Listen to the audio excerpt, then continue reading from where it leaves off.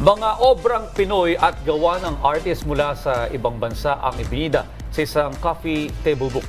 Ito po ay ang Cultural Canvases na naglalaman ng mga artwork na sumasalamin sa ating sining at kultura.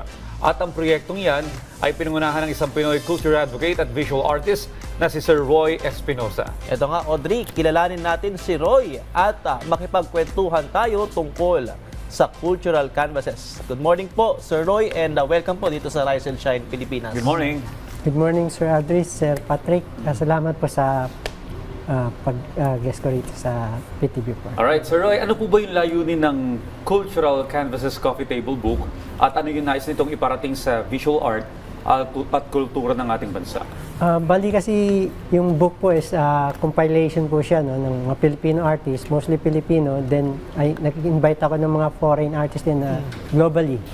So bali, ang pinaka-purpose ko rin po kasi ito, yung mai-promote yung Filipino art sa ibang bansa.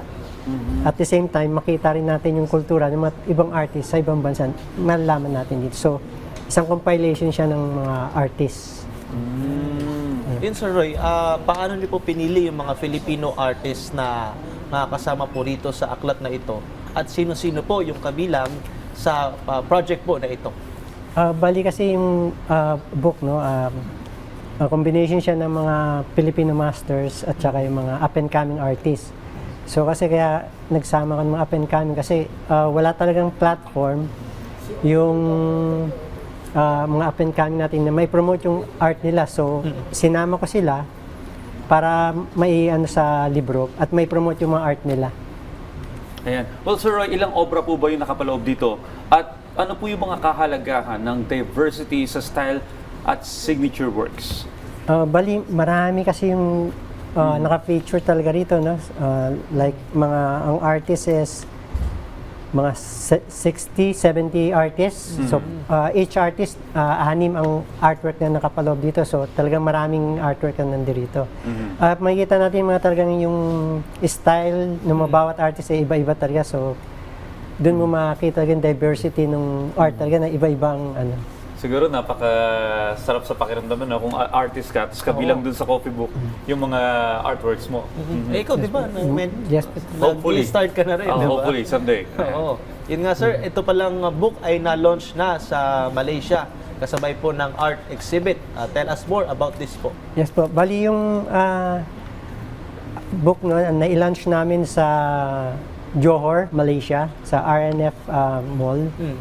So yung, may partner kasi ako ron na siya yung nag-organize din doon. So yung katulad ko nag-organize. So yung gallery niya ang ginamit namin para ma-launch yung book.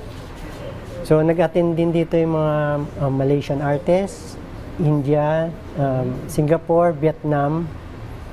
Yun yung mga naka-attend ng event. Tsaka yung mga Pilipino. Well, Sir Roy, dahil na-experience nyo na, no, na sama-sama dito, iba't ibang lahi, hindi lang mga Pilipino. Sa inyong palagay, paano po nakakatulong yung cross-cultural dialogue sa pagitan ng mga bansa sa pamamagitan ng sining at aklat tulad nito? Kasi sa art talaga, no, may express natin yung mga sarili natin sa pamamagitan ng art. Magkakaroon tayong mga pagkakaibigan sa ibang bansa. Kasi di ba ngayon medyo magulo ang may maraming mga political yung mga natin ngayon. So kaya sa pamamagitan ng art, pilit natin nilalapit din yung mga tao, yung mga artists na magkaroon ng peace. Hindi lang yung puro gera, kundi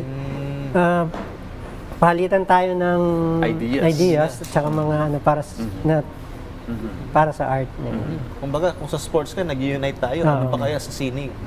Pwede, tama. Ito, sir, may plano po ba kayong sundan ang Cultural Canvases sa iba pang bansa o lumikha ng bagong edisyon nito in the future?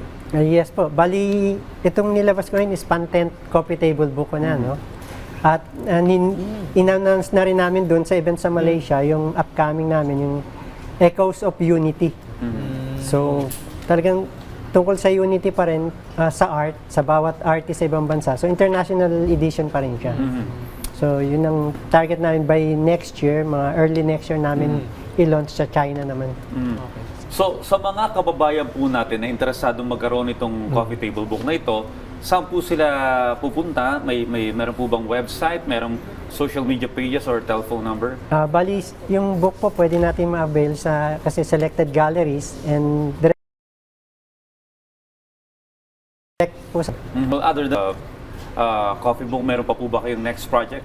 Ang mga next project ko po is bali mga symposium abroad din. No? Meron ako sa Taiwan, Nepal, at saka yung this December, international event din to. Bali, second edition na siya ng yung Colores de Abida sa San Pablo.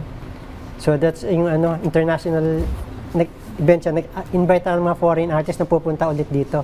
Last time kasi, last year, December, 15 foreign artists ang pumunta rito. Ngayon, mas marami.